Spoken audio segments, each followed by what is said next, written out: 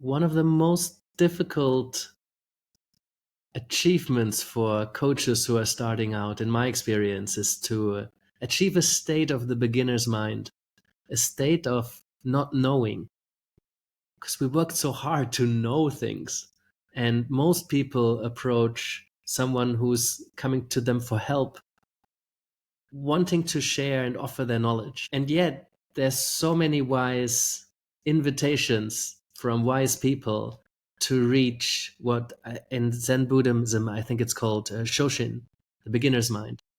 I heard learning is the opposite, knowing is the opposite of learning. The only true wisdom is the wisdom that we know nothing, right?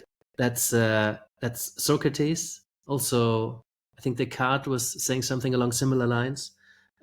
Suzuki said, if your mind is empty, it is open to everything, right? So if you have an idea already in your mind, every new idea has to compete with that idea or be linked to that idea, or somehow it's in the way, right? If we learn to bracket what we think we know and put that into a box, put the lid on, and manage to keep it in the far corner of the room, we can always open that box at some point and see if there's any wisdom in there, any tools, any something that might be helpful. Because a lot of clients, in reality, they also hire a coach to tap into some of their wisdom or some of their ideas or some of their perspectives, their opinions, their suggestions, their process, their methodology, their theory, their philosophical framework. But if for the moment we can just approach whatever they're telling us with all of that kept in a box far away, then we are truly there and present. And that's a very magical space for someone else to experience. And we are fully open, right? There's nothing to compete with what they're just saying. We're taking it in fully.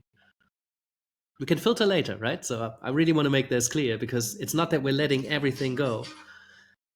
But to reach that state is marvelous, right? And I see coaches in coach training, there's a point when they realize that it's internalized, and they have moments where they're just fully open, and the client senses it and the coach senses it, and it's magical. Even though it's not magic, we know how it works, right? But it's something we need to cultivate.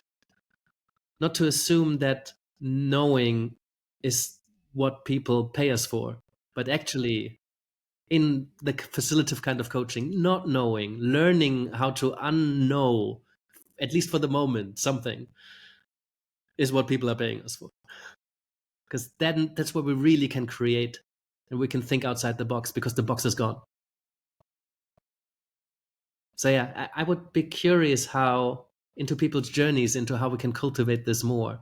If there's any techniques, any exercises, any other quotes around this concept that has helped you, I would love for you to share them.